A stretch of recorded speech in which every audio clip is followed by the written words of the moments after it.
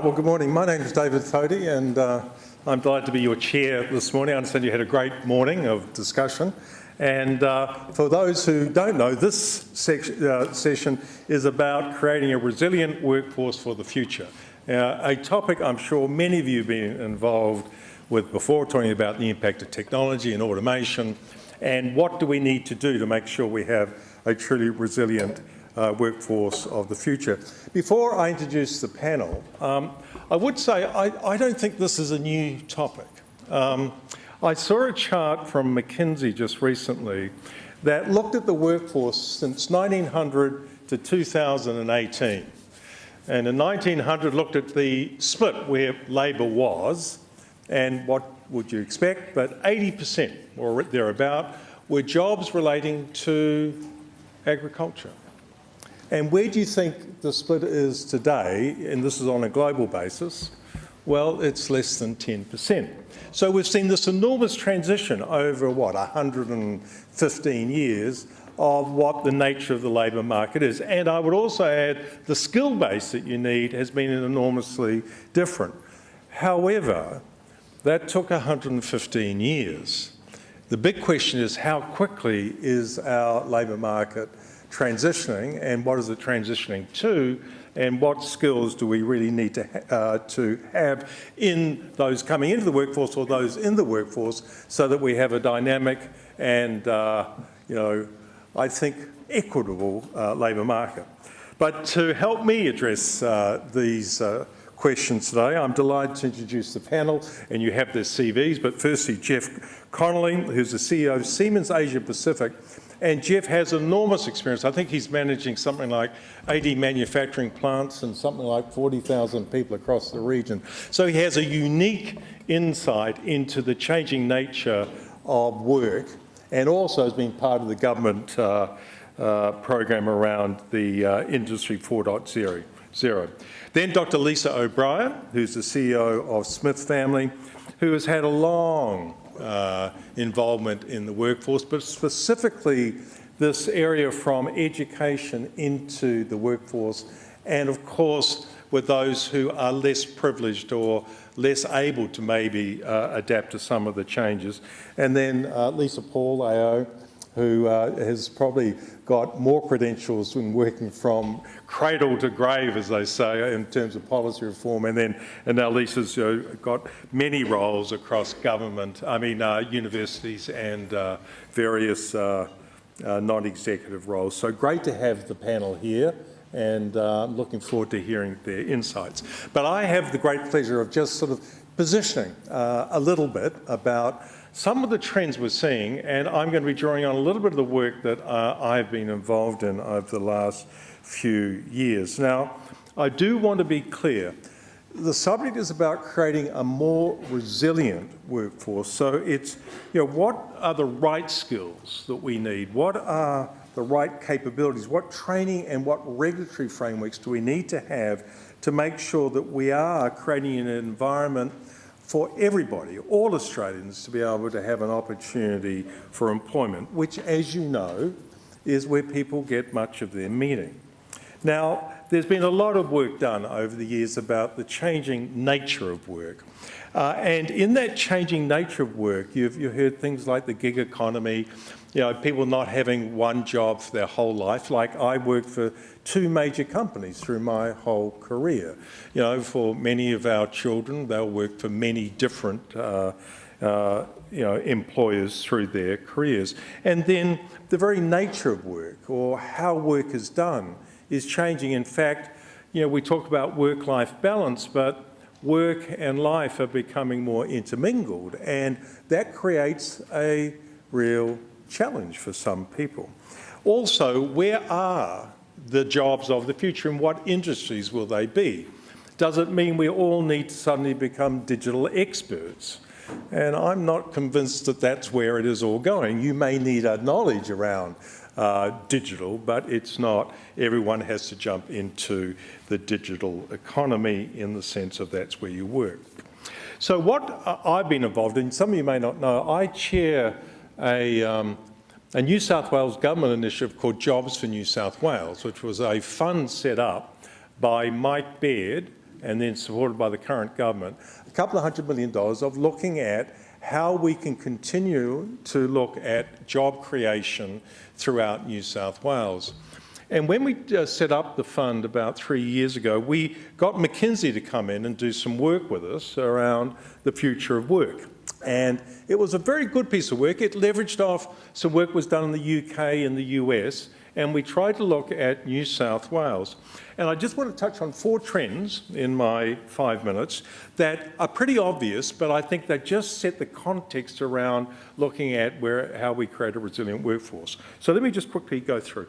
The first one to understand when we looked at the data is that we've seen an enormous decline in employment in corporations. This is globally. In New South Wales, the numbers went like this. So this is over the last 5 years. There was a net increase of 600,000 jobs over a 5-year period, roughly 1.1 million new jobs in small and medium business, 1.1 million, and there was 500,000 jobs lost in corporate Australia, and then about 100,000 in public sector, primarily in health. That's a retrospective view. When you start to analyse that data and the million new jobs in small and medium business, many of us would say, well, is that the less than 2 employees, 3 employees, the restaurant, the small little businesses? In fact, it wasn't. It was actually what was called these fast growth companies that were growing at 20+%. And they have been called many different things, scale-ups, gazelles, because they're not all technology companies, let me be clear. They're not all technology. Some of them are just very innovative companies. But they were the companies who suddenly got on a roll and they created jobs, but they were different and they were called gazelles. So that was the first thing. Then there was a study done by EY of graduates saying, where would you like to work out of 2,400 people? Guess what? 9 in 10 said, I never want to work for a corporation. I want to go and be an entrepreneur. I'm not sure where they are today, but that was about 4 years ago.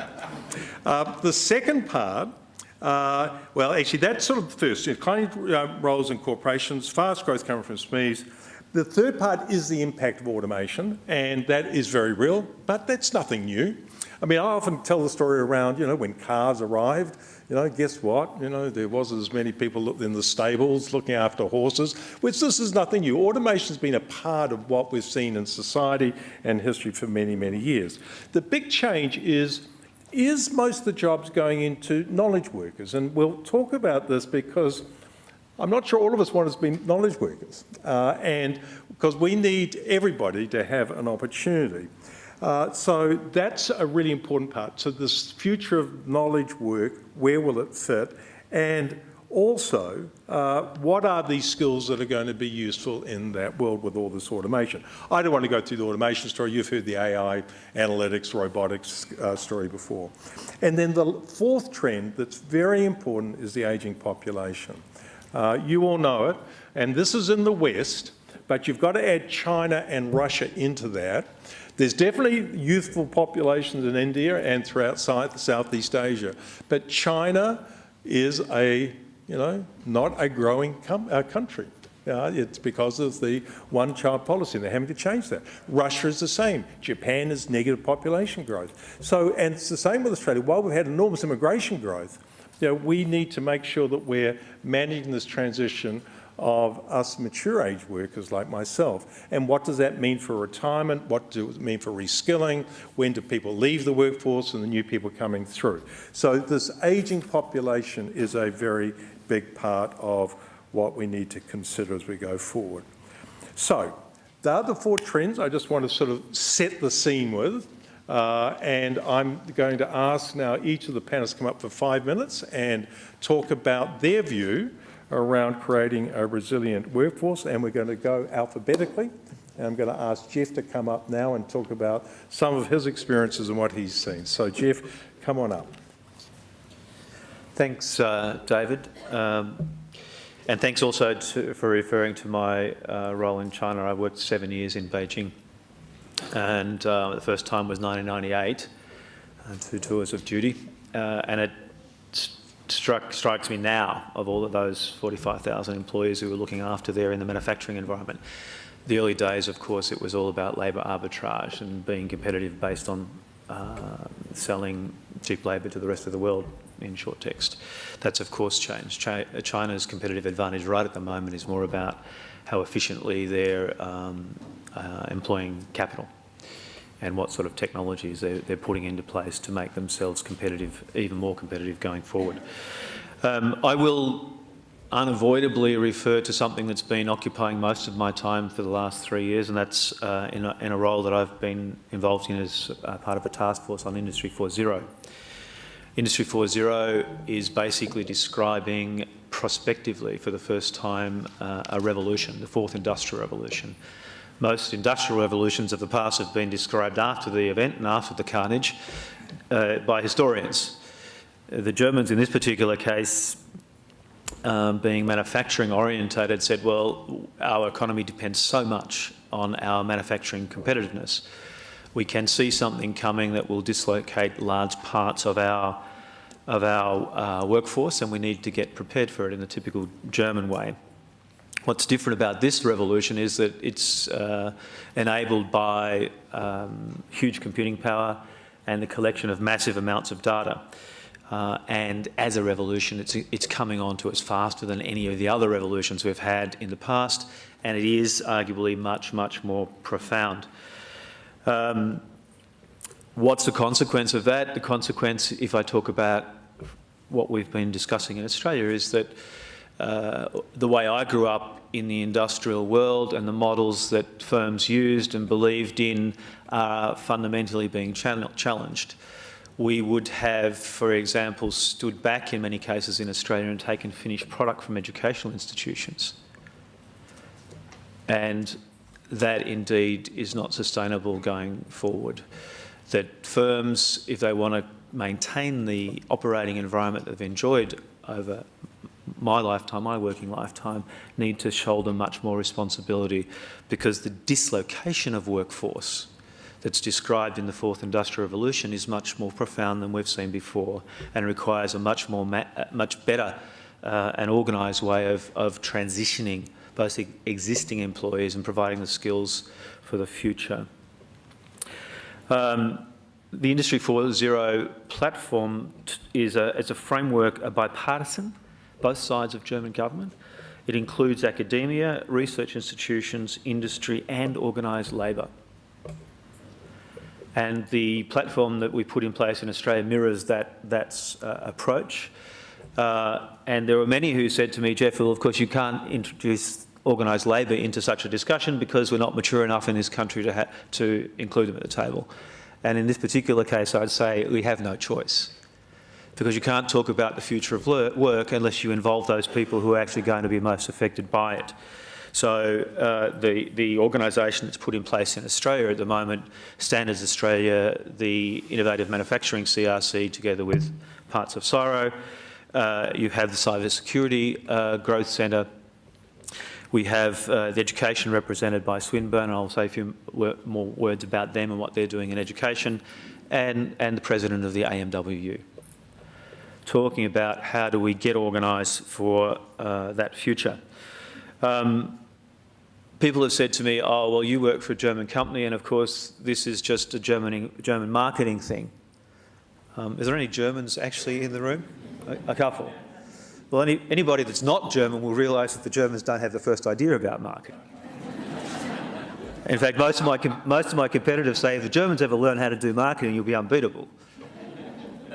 It is a societal framework, and it is a framework that's actually trying to recognise that the complexity of what we've got to deal with, and that all of those elements need to be working in parallel to prepare us for the future.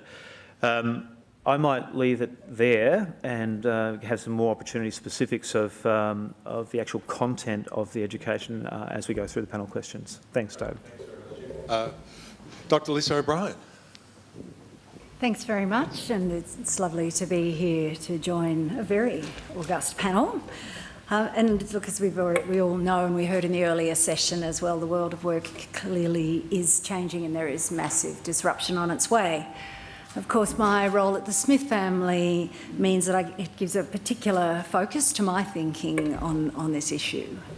For those of you who don't know, I hope there aren't any in the room, otherwise our marketing is definitely failing, but the Smith family is Australia's largest education-focused children's charity, and we concentrate our efforts entirely on ensuring that disadvantaged children and young people are engaged in their learning at school, that they stay at school, ideally through to Year 12, and that they successfully transition into employment. And why do we do this? Why are we needed? Well, there is significant inequality in educational attainment in Australia. I think Melinda said earlier that, postcode can be destination, or parents' socioeconomic status will determine outcome for far too many young people in Australia today. And it puts those kids on a pathway to underachievement. And this is not a small number of children we're talking about. There's 1.1 million kids who are growing up in poverty in Australia today.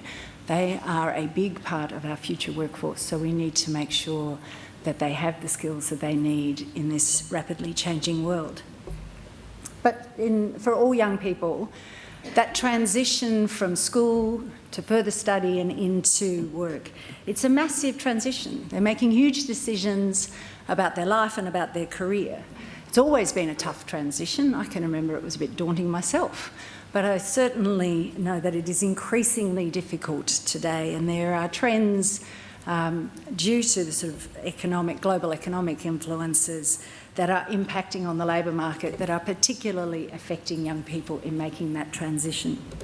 We know there are less entry-level jobs, especially low-skilled jobs. We know that those transitions from school to study to work, they're no longer linear. And what sits alongside that is that there's an increase in part-time work and casualisation of work. And so many young people have to go through that pathway of part-time or casual work until they finally get into a full-time job, if in fact they do. We know that youth unemployment is 13.5%, more than double the adult unemployment rate. And that represents 650,000 young people who are either unemployed or underemployed. And for graduates, it's not all that much better either. Graduate unemployment rates are at the highest they've been since we started measuring. So it's a challenge. These are statistics and circumstances that affect all young people. But then if you focus on our most vulnerable young people who are growing up in disadvantaged communities across Australia, then for these young people, often the youth unemployment rates in those communities are well into the 20s, and in some communities it's over 30%. We know that by age 24, if you're in the lowest quartile of socioeconomic status, only 60% of you will have a full-time job or be in full-time study, and compares pretty unfavourably to 83% if you're in the top quartile. So things are tough for these kids, and the ones that it's really tough for are the ones who leave school early. Too many kids in our poorest communities don't finish Year 12. The Year 12 completion rates in those communities is 30% below their better off peers. And for those kids, we know that puts them on a trajectory that will mean that their life outcomes are worse, both in terms of employment, but also their health outcomes. The Mitchell Institute did a study 2 years ago that tried to cost what the impact was on our society of every kid who doesn't finish Year 12. And it's just under $1 million for every child over the course of their lifetime, through those extra expenses of healthcare. So it's an issue that we all have a part to play in, and these are issues that will absolutely affect us as a society. And of course, there's more coming down the track with greater disruption, as we just heard. I think we all need to take responsibility now for how do we equip all of our young people with the skills, the knowledge, the attitudes and the sort of behaviours needed if they're going to navigate this incredibly complex scenario that's ahead of them. Our current education systems are definitely falling short in providing young people with the skills and the competencies that they need to successfully transition post-school. So we need to be embracing some new approaches to learning. We need to blend core academic areas, because of course basic literacy and numeracy is absolutely vital. But we have to blend that as well with some of those sort of non-cognitive skills that we hear so much of and were talked about in the earlier session. We also need to more deeply integrate STEM into young people's learning if we're going to engage them in those critical learning areas. And a way in which we do that is by greatly increasing vocational and industry-based training. We know that that's highly engaging for young people. If they've had a positive experience of vocational training or work experience, it absolutely builds their aspirations and it further engages them in their learning. So there's lots that we can do, and I'll obviously have the opportunity to speak some more, but we all have a role to play to make sure that we have an integrated approach to this massive challenge that faces all young people, but is particularly poignant for our most vulnerable young people. Thank you, Lisa. And Lisa Paul. Well, creating a resilient workforce, which is the title of our session, requires creating resilient human beings. So I want to offer 5 ideas for how we can create more resilient human beings from cradle to lifelong learning. The first idea is in early childhood. We know from the Australian Early Development Census that 4-year-olds who are vulnerable on multiple domains, such as cognitive, social, health domains, do worse in NAPLAN in years 3 and 5. It means disadvantage is etched early.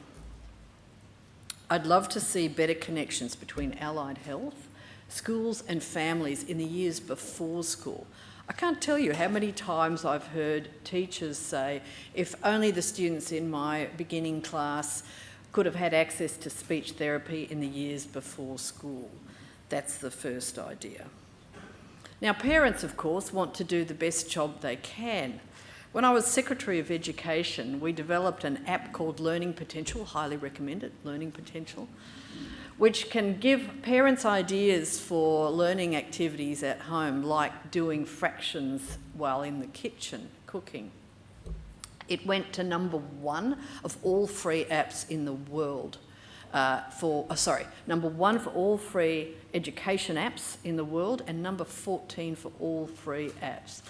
I do believe there's a hunger for more resources for parents to be able to do their very difficult job. That's idea number 2. Once at school, of course, we know that teachers make the most difference to students' learning outcomes.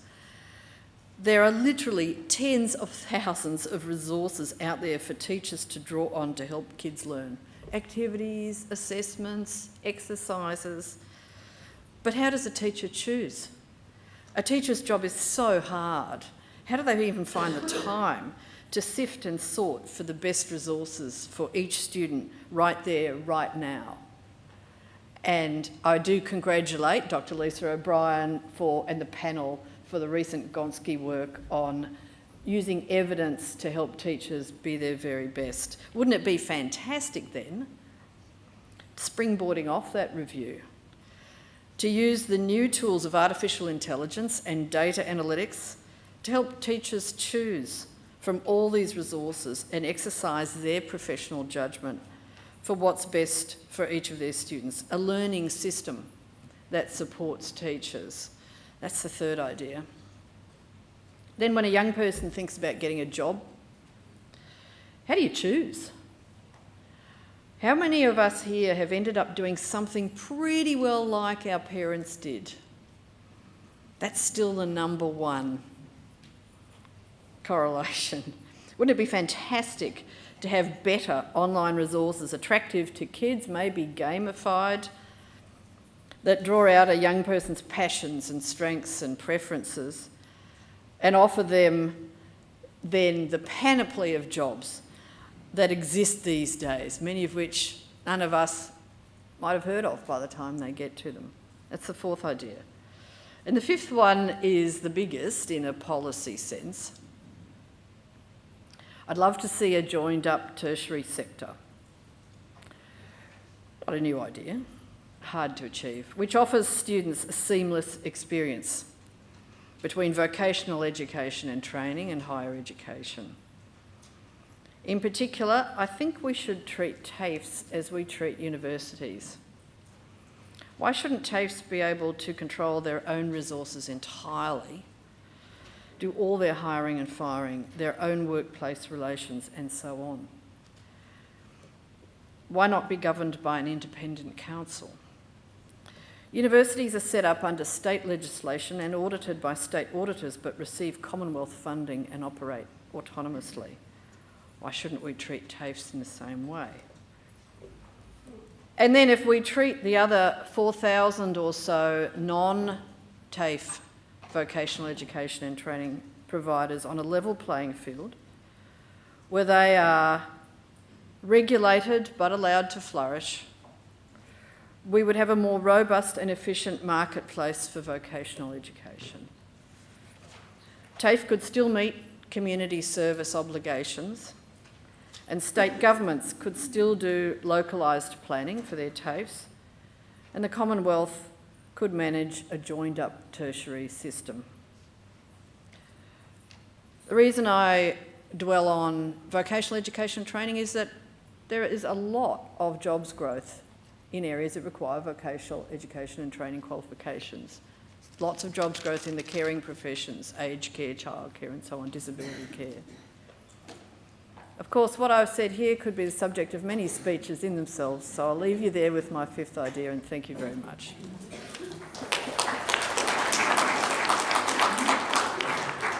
Thanks, Lisa. That was a really good span and a good way to finish. So we've now got 10 minutes of just some questions up here. Then we're going to go to the audience, and then we're through to 12:30. So I think we've had a really good, wide, broad perspective, an industry perspective, then also school to education disadvantage, and then really Lisa sort of played out her 5 wishes. So maybe I can start with you, Lisa Paul. So Lisa, if you were to net that down to say, what do you think the most impactful action we could take out of those 5 to prepare this training workforce for these changes going ahead, where would you go? Because it's this balance between the immediate and then this long-term out to 2020, 2030. Any views? Well, some of those ideas are really hard to pull off, and some of them are really easy. So, not that I'm hedging, but if I were to choose one and do it straight away, and it's very difficult, it's the one of building a backbone for school resources to help teachers to build on the fabulous review that Lisa O'Brien was part of, and to offer teachers resources in an intelligent way through smart systems. So in other words, you're taking evidence and you're helping turn it into practice, but not in any way interrupting teachers' professional judgment. In fact, you're augmenting it, or you're supporting it. It's probably a better way to put it. But the ideas about, and that's critical, and it should be done now, because we all know that we've fallen behind in our students' results and learning outcomes in this country compared to other countries. It's a great pity. But other things like resources, career resources, resources for parents, those are, they're startups. And I just like to see more people work in that area. In fact, ed tech is, I understand, one of the fastest growing areas of tech startups. And I'm delighted to see that across the globe and also here. That's really interesting, Lisa. And so you would invest more in our teachers, skill them up. So do you think we're building the right skills? So maybe go to Lisa O'Brien. Have we defined that skill set? So yes, we're falling behind in the traditional math science. We've talked about STEM. But are we building the right skills? Because there's been a lot written around these social skills. If you go to some of the latest thinking, it's more around handling complex problems, communication skills, EQ, because we're not sure about where those jobs are. Do you think we're skilling our young people correctly? I think David, it's possible to do both. So those sort of skills that you're talking about in the Australian curriculum, which goes from foundation to year 10, they're called the general capabilities. And it covers, problem solving, critical thinking, creative thinking, also helps to build young people's resilience. And, they're the sorts of things everyone is talking about. They're the things that business is saying young people don't have when they come out of school. So those things were captured when the curriculum was put together 10 years ago, and it was based on the work of the Melbourne Declaration. We're saying that every student should be a confident and creative individual and a successful learner, and so those general capabilities were built into the curriculum. Also, obviously, in the curriculum is a whole lot of content around skills and whether it's maths or science or history, and so what we have is that the focus has been on the content and not as much on the general capabilities, and that's one of the things that I think that we should be looking at in how we're teaching young people at school is, whilst the content is important, what we're hearing is that those capabilities are equally important. I don't want to be misunderstood for a moment with anyone to think that I'm not saying that every child should be able to read by the time they're 8 years old, so literacy and numeracy are absolutely critical, but it can be an and rather than an or. And some of the tools that Lisa was talking about are where we can use this amazing technology and capability that we have now so that we can make sure that every student is progressing every year in their learning. Those tools are now available to us where you can assess children on a regular basis and make sure that they're progressing in their learning. And that way we'll know that every child is getting what they need every year at school. Well, that's great, and I think it's really important. I'm going to ask you one more question before I come to Jeff. Unemployment rate at the moment, 5.4%? Putting aside underemployment, which is often what gets quoted, you mentioned youth unemployment at 13.4%.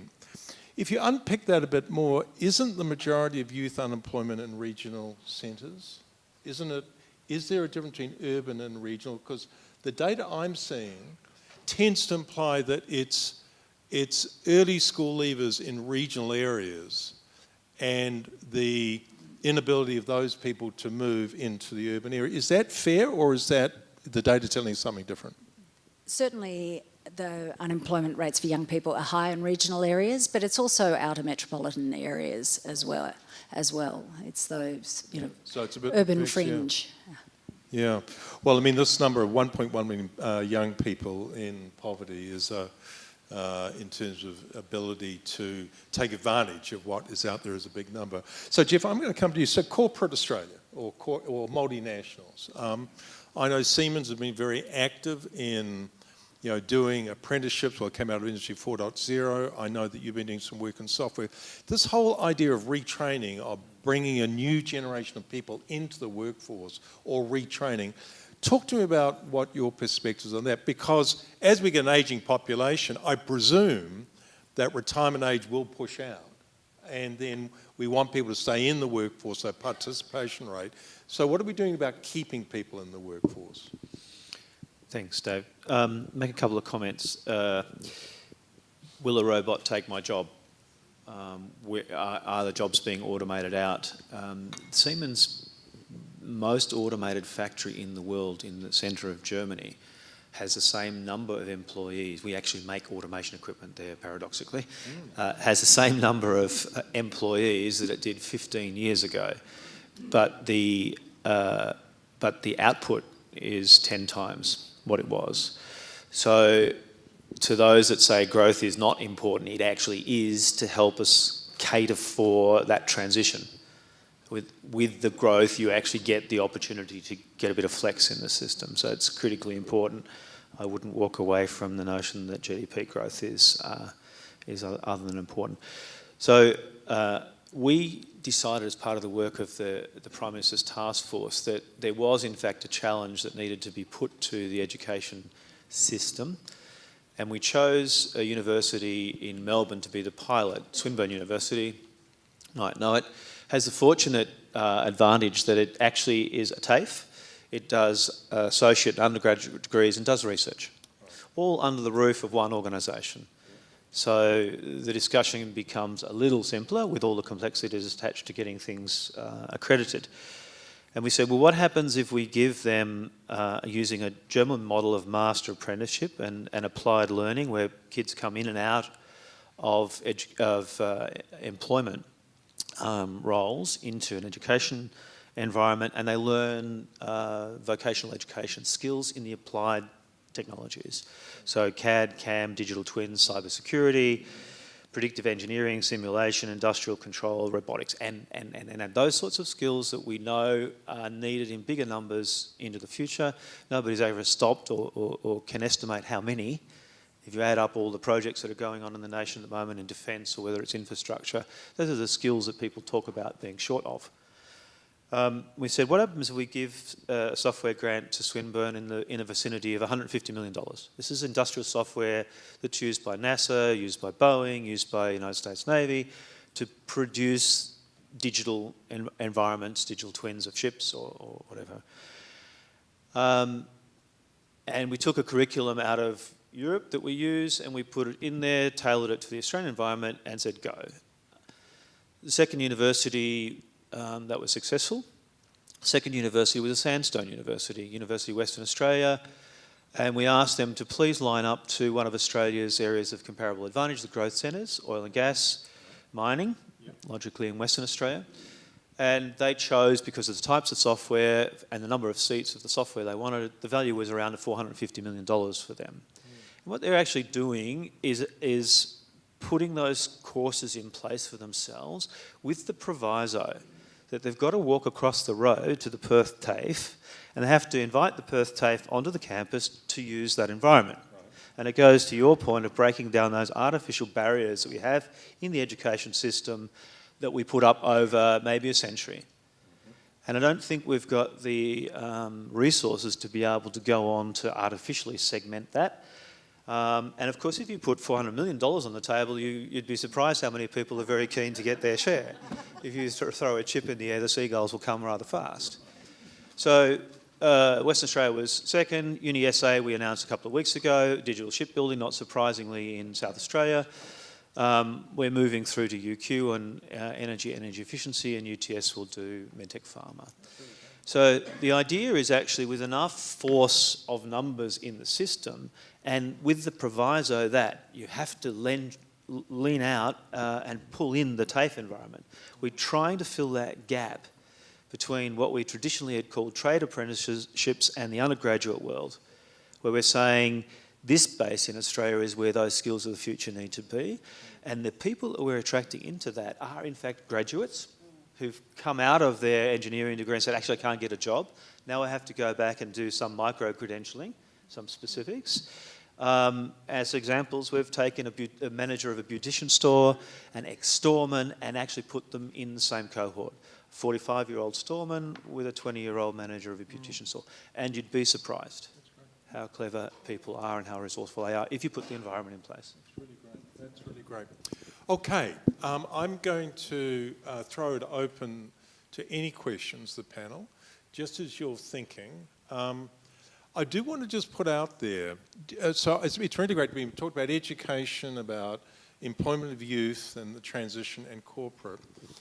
Are we doing enough to develop the industries of the future? I saw a statistic the other day from MIT, and some of you may know this one. It's about a measure of a nation's economic complexity. Have you heard this one?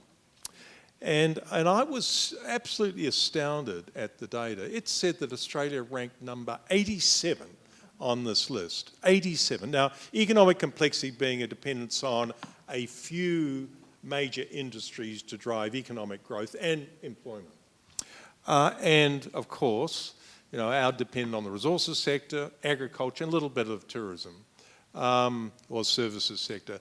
Really struck me, you know. So are we the leaders of Australia doing enough as we change education skill set? Are we doing enough? Because what Jeff talked about was building some skills going forward. We have growth centres, CRCs, and we tend to walk away from industry policy and saying, well, what are these industries we need to have in Australia in the future? I'd be interested in any comments from the panel or from you about this, because that's and also a part of the mix going forward. Actually, can I make a couple of comments? Yeah, by all means. I think, Jeff, you mentioned the naval shipbuilding, some shipbuilding, and I have the privilege to sit on the government's Naval Shipbuilding Advisory Board, and it's clear that the government, and we should too, sees the opportunities for naval shipbuilding as this massive effort. It's the biggest shipbuilding effort since the US is in World War II, of ships and subs and all sorts of things, not just in Adelaide, but in other places, in Fremantle and so on.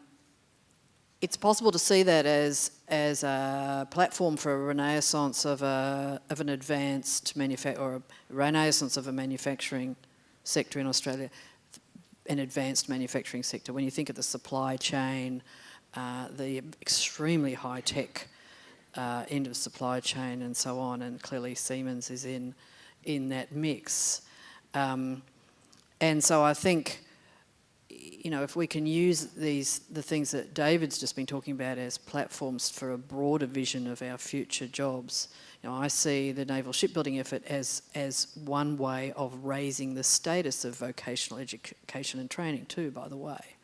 I think that's really, really important. And on us being number 87, David, so just we are dependent on just a few industries, but I never can fail to make a plug for people to remember that international education is our third largest export industry after coal and iron ore. It's incredible. It now brings in well over $25 billion a year into this country through overseas students studying in Australia. Absolutely. That's a really good point. And Jeff, you were going to say something, or? Yeah. I was only going to add that if you spend, there's good expenditure and bad expenditure, I think is the phrase that's been a little bit overused. Right. But if you're doing infrastructure and you don't use it as an opportunity to be left with more than just the infrastructure, means the skills that you're talking about, if you don't actually achieve that at the end of it, you've lost the opportunity. And that's exactly where we are at the moment. The government procurement policy needs to require more than just the finished product. It needs to require the skills of anything that's being imported from any of the global suppliers. I mean, Jeff, before I go to Andrew, do you think government has a responsibility to set a stronger industry strategy? I mean, Industry 4.0, is it all about digitisation, or is it about saying, hey, we need to look at what those future industries are? There's the what and the how. Right. And Andrew Stevens, looking over there, is the head of the Advanced Manufacturing Growth Centre. What we manufacture and how innovative that is as important as how we go about doing it, and is it competitive in both dimensions. I think government absolutely has a big role to play to coordinate those very complex interrelationships between those work streams that I mentioned that the Germans have set up. The days of actually doing them in isolation, I think, are over. And that orchestration of all of those elements, that we don't fragment the discussion. In Australia, if you get two guys down the pub on a Friday night, you have a new industry association. And that's exactly, what we do not need. That is true, yeah. Well, that's a good point. Without economic growth, we can't create jobs, right? David, Andrew. And members of the panel, thank you very much for that. And following on from Lisa's point, and also Jeff's talking about manufacturing industry, as chair of the Advanced Manufacturing Growth Centre, we've been looking now for 3 years at what's going on in manufacturing, which is our fourth biggest industry. And last year we added 110,000 net new jobs, so job increase in the manufacturing sector. So something big is happening in manufacturing. And my view is, even though we're not engaged to look at this, it's a proxy for the rest of the economy. The thing that's odd in all this discussion is that everybody is very concerned about the level of skills, availability, STEM, etc., etc. And when we talk to manufacturing companies, like we do, we have 300 members, and we talk widely in the in the manufacturing community, there's very few that say today they're having any trouble getting people that have the skills and capability. But there are also the companies that are saying we're finding it tough to actually compete. And one of the things that is not generally discussed is Jeff's point about how China used to compete and how they're now competing.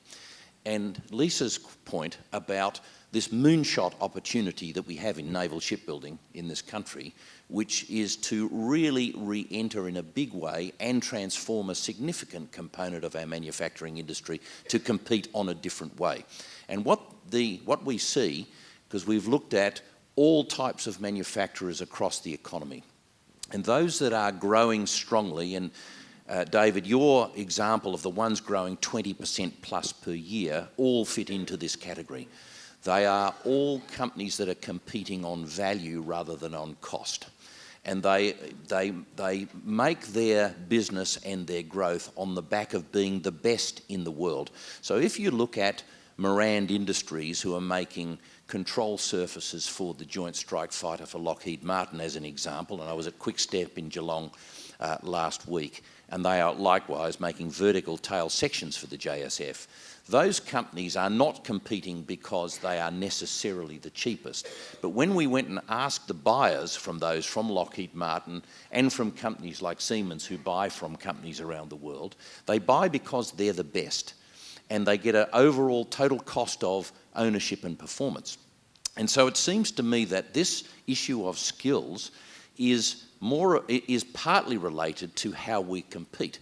Because if we're going to compete on value, I think we have a substantial shortfall in capability in STEM, in all of these things that we're talking about, but it's delayed right now. And the sting in that tail is that we're lulling ourselves into a false sense of security, and we're losing ground on the competitive global market, which is a serious problem for us. And so I think we have a demand problem and not a supply problem on these skills. I think that's a really, really good point. But it's good to hear that we can compete. Jeff, Lisa, do you want to comment at all? Or it was a very good statement. What was the question, actually? Oh, yes. In answer to your question. Only underline exactly what you said. The days where you could actually isolate yourself and be in Australia for Australia as a manufacturer is a double-edged sword, because we're much more exposed to incoming trade than we ever were before. So the only solution is to be globally competitive from my point of view. Thank you. There's so much to be proud of in the advanced manufacturing area in this country, and people don't even know about it. So in this role that I now have, I didn't know that Australia has created the best radar in the world by a long shot. And, the Americans kind of struggle to come to grips with this. Yeah. But it's actually the best in the world. Right. Absolutely. And so on and so on, and Maurice Payne would have a story like that, and you'd have stories like that, and you'd have stories like that. And, I really want to, that's why I want to do this career, much, much better career and job opportunity advising, so young people actually understand what's out there for them. I really agree, but the over-the-horizon radar was globally just unbelievable. And but I do think we have a challenge around telling these great stories, and there are just so many of them. I need to go to the last question, which was, if you just introduce yourself at the same time. Yeah, thank you. Neil Saxton from Hester Superfund. When I think of resilience, I think of the ability to go through challenges in life, failure and change without a loss of enthusiasm. Now, could the panel give maybe some examples of, in an educational setting or even in a workplace setting, where you've seen companies or institutions foster an environment where individuals can embrace failure without losing enthusiasm and build resilience? Yeah, Lisa. One of the things I often say about the young people that I come in contact with at the Smith family, and we support over 120,000 children and young people with programs last year, they are very resilient. And one of the things that I see as an enormous opportunity for us is, how do we support those kids to get the sort of skills that and to know about the careers in manufacturing that are available to them so that they can progress into those roles. Because if you've survived the sort of circumstances these kids are growing up in, you are naturally resilient. And I have often said, you know, and I have 2 children in their early 20s, you know, and they're fine young adults, but sometimes they're a little lacking in that mental toughness and resilience. And I think, you know, when you've had the sort of challenges these kids have had the focus of mind that I'm actually going to finish year 12, I'm going to be the first in my family to finish year 12, I'm going to be the first in my family to go to university. Well, then they come with natural resilience. That's part of my passion for making sure that those kids have what they need on their way through school. And I think part of what they then need is this sort of opportunity to build aspirations. You know, I think someone mentioned, you know, you often go into the sort of job or career your parent was in. Well, and obviously for these kids, a lot of them, their parents aren't working. And so that kind of unintentional influence has effect on those kids even when they're in primary school. So we need to be thinking about how do we get industry into schools to get people talking to young people about potential careers so we can build their aspirations, further encourage them to stay at school, finish with their natural resilience and then go on into employment. Thanks, Lisa. And Lisa, Paul, maybe as you answer the question, you could add any wrap-up question, then I'll go to Jeff and then we'll wrap the session. So is that okay? You've asked such a great question, and you've allowed me an opportunity to talk about my other great passion, which, well, I have many, but which is great leadership in workplaces. You know, we're talking about resilient workplaces here, resilient workforce. Well, where does that happen? It happens in a workplace. And if leaders in workplaces can create a culture, an organisational culture, much on everyone's lips at the moment, where the employees feel safe to admit a mistake and safe to escalate a problem, then we have workplaces in which workers can be resilient and thrive through failure and get success in a way that is supportive of people's emotional and work-life balance, well-being. And the difference, I still can't work out why some leaders are bullies and aggressive and all the bad stuff that goes on or bad cultures happen. It all comes down to behaviours and acceptance that, you know, at least one mistake is a great thing and should be celebrated. So, Jeff. I'd only close in my remarks by encouraging everyone to be open to learn from the rest of the world, to get out and have a look what's going on, to bring it back and to contextualise it for our circumstances and get out there and compete globally. I'm lucky enough at the end of this week to be going over on a mission encouraging the free trade agreement with Europe. And I would say, it's a glib statement, but like-mindedness between the Europeans and the Australians, believe me, there's a lot of commonality. Yeah. And Australia needs to diversify its sources of intellectual inspiration. The United States is one, of course, without doubt, and I think we're probably underweight on what we've been doing in Europe. So those discussions we're having and learning from the Europeans is very, very valuable. But in a world that needs to be much more interrelated because we're all connected. And Australia separating itself out with protectionist standards, I think, is not the way of the future. The reason Australia doesn't have one rail industry is because we had each state going with its own standards, and the time is not now for Australia to pull back and be isolationist, but rather the opposite. We have to be part of the world mix. Great. Well, thank you very much. Well, I think what we've probably heard this morning around creating a resilient workforce is that it is a complex issue, but there's many different things we need to really face into. And, you know, from, I think Lisa, you know, articulated very well the need for skills development right from, you know, preschool right through into vet. I think that Lisa O'Brien talked around the transition to making sure that we're getting everybody having an opportunity, and this transition from school into employment. 1.1 million young people not with the same opportunity that we all had is not good. and we need to step up to that. And Jeff, I think, has articulated very well this need to be part of the global community, to be part of Industry 4.0 and to step in and to be a part of the solution.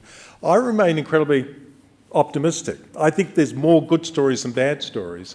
However, it is around equity and making sure that all Australia moves forward as we look to the future. And I remain optimistic if we sort of lean into it. Unlike the example I started with was the agricultural sector, where maybe they didn't realise the changes were happening. We know the changes are happening, and therefore it's on us to respond and step up and to make sure that we are creating a bright future for the next generation. So thanks very much for your time. We're right on 12:30, and I'm not sure who's taking over next, but whoever is, thank you very much. All the best.